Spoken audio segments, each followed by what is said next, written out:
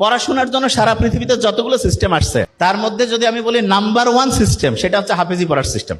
কিভাবে সেটা বলি, যে কোনো শিক্ষার্থী যে কোনো সময় সেরা স্টুডেন্ট হইতে পারে। জাস্ট একটা ফর্মুলা লাগবে, একটা ফর্মুলা। সেই ফর্মুলাটা কি? ধরা যাক সে আজকে থেকে পড়া শুরু করছে, আজকে থেকে সে পড়ছে।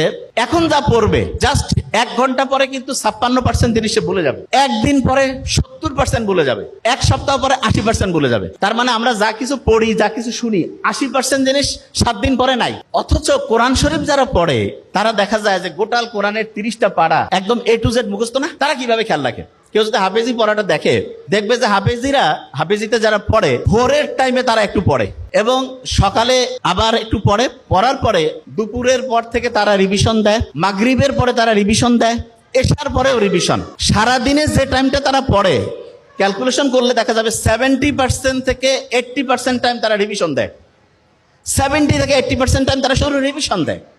এবং ইন্টারন্যাশনালি বলতেছে যে একটা স্টুডেন্ট অসাধারণ হবে যদি সে দৈনিক যে পরিমাণ টাইম পড়ে তার 70% টাইম সে যদি রেগুলার রিভিশন দেয়, তাহলে সে অসাধারণ স্টুডেন্ট হবে।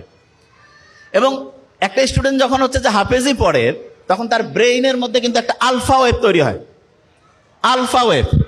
এবং এই ওয়েভটা এমন, ধরা যাক আপনি নর্মালি একটা পৃষ্ঠা পড়তে আপনার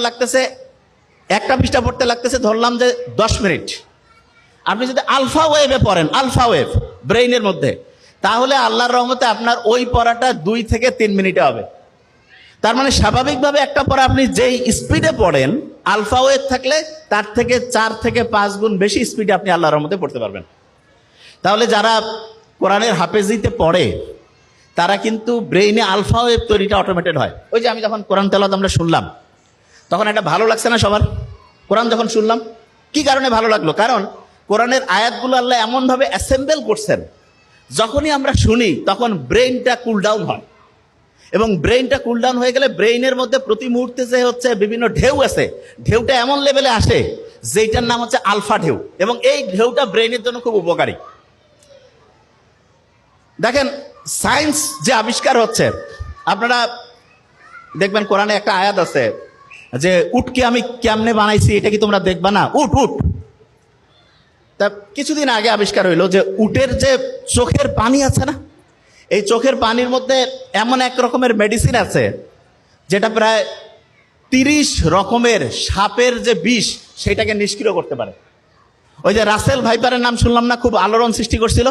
সেই রাসেল ভাইপারের যে বিষ ভয়ঙ্কর, মুহূর্তের মধ্যে মানুষকে ধ্বংস করে ফেলে, সেই বিষকেও নিষ্ক্রিয় করার ক্ষমতা বিজ্ঞানীরা দেখছে যে উটের যে চোখের পানি সেটার মধ্যে আছে।